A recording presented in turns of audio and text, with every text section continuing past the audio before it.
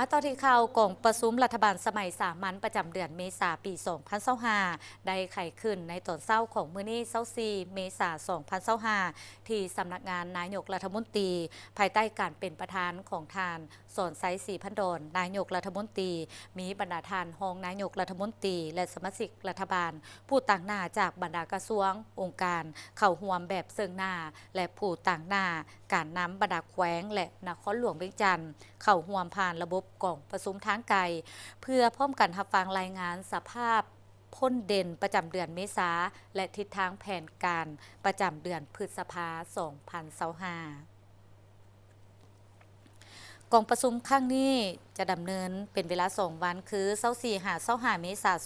2025เพื่อพร้อมกันค้นคว้าปรึกษาหารือประกอบคำเห็นและพิจารณาต่อบรรดาหัวข้อที่สำคัญคือสภาพพ้นเด่นประจำเดือนเมษาและทิศทางแผนการประจำเดือนพฤษภาคม2025ของรัฐบาลสภาพการเฉลิมฉลองบุญปีใหม่ลาวพศ2568แผนการจัดตั้งปฏิบัติเวียกงาน3สร้างในระยะปี2025-2030ห้างดำลาดว่าด้วยกองทุนผลิตสินค้าอยู่สาธารณรัฐประชาธิปไตยประชาชนลาวห้างกฎหมายว่าด้วยการปลูกฝังห่างแผนงานแห่งชาติการปรับตัวเข้ากับการเปลี่ยนแปลงดินฟ้าอากาศห่างวิสัยทัศน์ฮอดปี2040และแผนการคุ้มครองนำไส้ที่ดินบริเวณน้ำปี2025-2030ในโอกาสกล่าวไขกองประชุมฐานนายกรัฐมนตรีได้ยกให้เห็นสภาพการภาคพืชและสากลที่ยังสืบต่อเข่งห้อนคาดเดาได้ยากโดยเฉพาะปัญหาการขึ้นอัตราภาษีนำเข้าของสหรัฐอเมริกาต่อประเทศต่างๆเฮ็ดให้เศรษฐกิจโลกที่มีความยุ่งยากอยู่แล้วยังมีความผันผวนส่งผลกระทบเป็นวงกว้างขึ้นตืมสำหรับสาธารณรัฐประชาธิปไตยประชาชนลาวก็จะบ่สามารถหลีกเลี่ยงผลกระทบดังกล่าวได้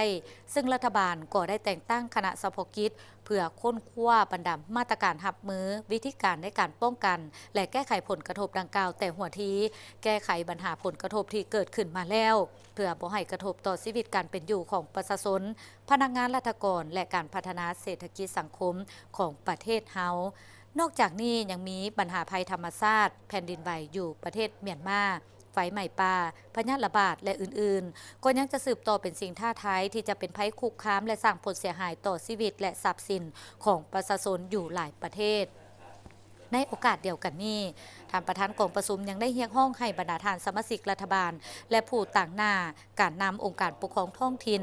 จงพร้อมกันเอาใจใส่ค้นคว้าและประกอบคำเห็นอย่างเลิกซึ้งแทดเหมาะกับสภาพความเป็นจริงด้วยการเสนอทัศนะอย่างโกงไปโกงมากระทัดหัดและมีจุดสุมเพื่อเฮ็ดให้กองประชุมรัฐบาลครั้งนี้ประสบผลสำเร็จตามจุดประสงค์ระดับคาดหมายที่กำหนดไว้